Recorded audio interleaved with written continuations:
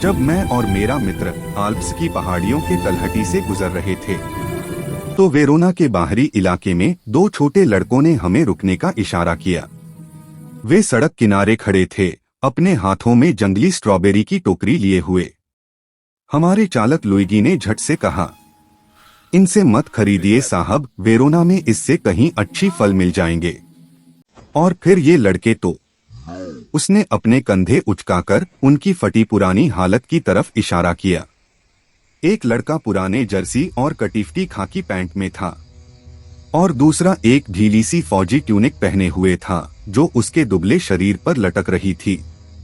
फिर भी उनकी सांबली त्वचा, उलझे बाल और गहरी सच्ची आंखों को देखकर हम अपने आप को उनसे अजीब सा आकर्षित महसूस कर रहे थे।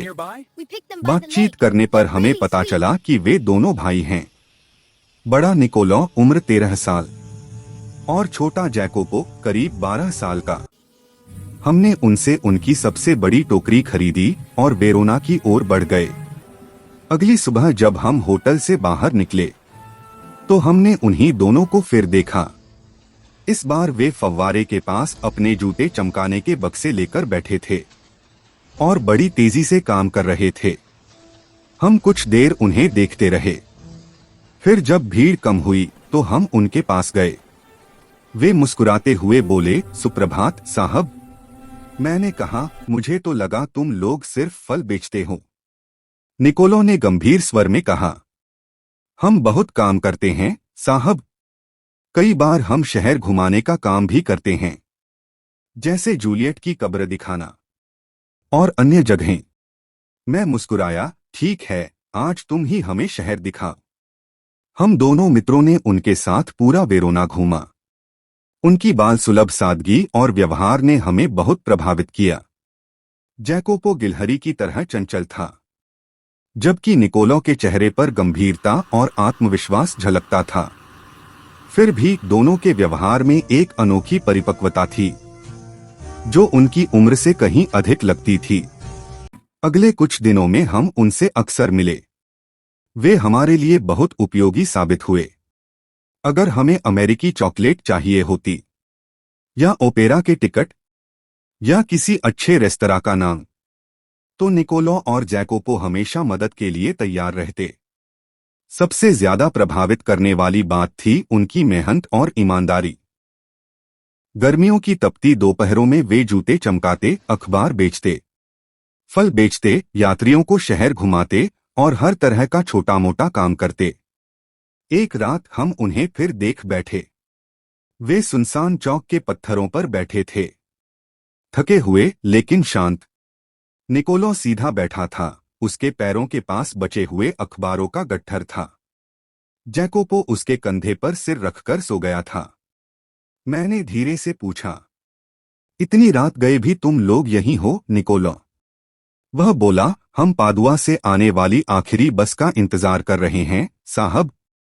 उसके यात्रियों को अखबार बेच देंगे। मैंने कहा, तुम दोनों बहुत मेहनत करते हो, थक नहीं जाते? वह मुस्कुराया, हम शिकायत नहीं करते साहब। अगली सुबह जब मैं जूते पॉलिश कराने पहुंचा तो मैंने मजाक में कहा, तुम लोग इतना काम करते हो फिर भी कपड़े फटे हैं। खाना भी बस सूखी रोटी और अंजीर का। बताओ, इतने पैसे का करते क्या हो? निकोलो का चेहरा लाल पड़ गया, फिर पीला। वह जमीन की तरफ देखने लगा। मैंने कहा, शायद तुम लोग अमेरिका जाने के लिए बचत कर रहे हो।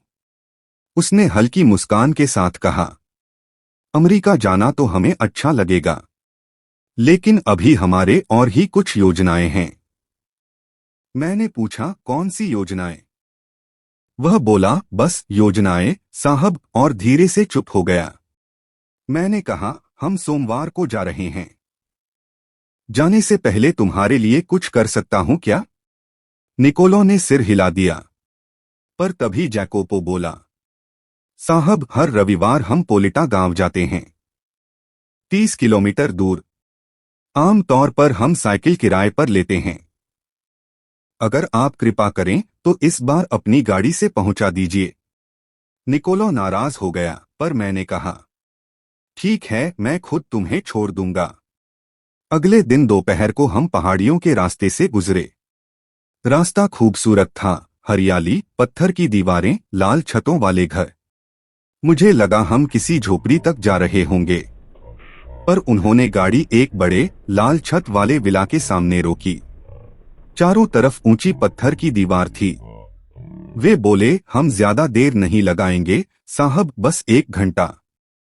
फिर दोनों दीवार के मोड़ के पीछे गायब हो गए।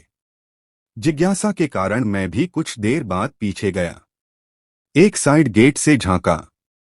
अंदर एक नर्स थी, सफेद वर्दी में, गोल चश्मा लगाए मुस्कुराती हुई। मैंने कहा, मैं 2 छोटे लड़कों को यहाँ छोड़ आया हूँ। वह बोली, आह निकोलो और जैकोपो, आइए मैं आपको ऊपर ले चलती हूँ। अंदर जाते ही पता चला यह एक अस्पताल था। कांच की खिड़की से मैंने देखा, दोनों लड़के एक 20 साल की लड़की के पास बैठे थे। वह तकियों के सहारे लेटी थी, चेहरे पर मुस्कान, और उसकी आंखों में ममता झलक रही थी। वह उनकी बहन लूसिया थी। पास में फूलों का गुलदस्ता, फल और कुछ किताबें रखी थीं। नर्स ने धीमे स्वर में बताया, ये तीनों भाई बहन हैं। उनके पिता, जो एक प्रसिद्ध गायक थे, युद्ध में मारे गए। थोड़ी ही देर बाद एक बम ने उनका घर नष्ट कर दिया। तीनों बच्चे बेघर हो गए। ठंड और भूख से उन्होंने बहुत कष्ट झेले। फिर जर्मनों के समय ये दोनों लड़के प्रतिरोध आंदोलन में शामिल हो गए। जब युद्ध खत्म हुआ तो वे अपनी बहन के पास लौटे, लेकिन वह रीढ़ की हड्डी की टीबी से पीड़ित थी। नर्स रुकी, फिर बोली, उन्होंने हिम्मत नहीं हारी। वे उसे यहाँ लाए और इलाज का पूरा खर्च खुद उठाया। पिछले 12 महीनों से वे हर हफ्ते भुगतान कर रहे हैं।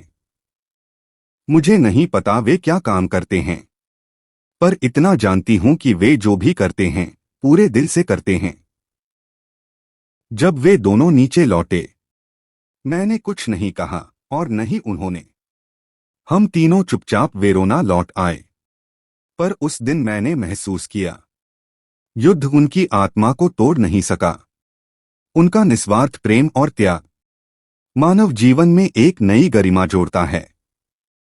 इन 2 छोटे भाइयों ने साबित किया कि सच्ची सज्जनता धन या रूप में नहीं, बल्कि प्रेम, समर्पण और कर्तव्य में होती है। इस कहानी टू जेंटलमैन ऑफ वरोना से हमें यह संदेश मिलता है कि सच्ची महानता त्याग और प्रेम में छिपी होती है। सब्सक्राइब करें टैगोर स्मार्ट लर्निंग, जहां कहानियों में छिपे हैं जीवन के सबक।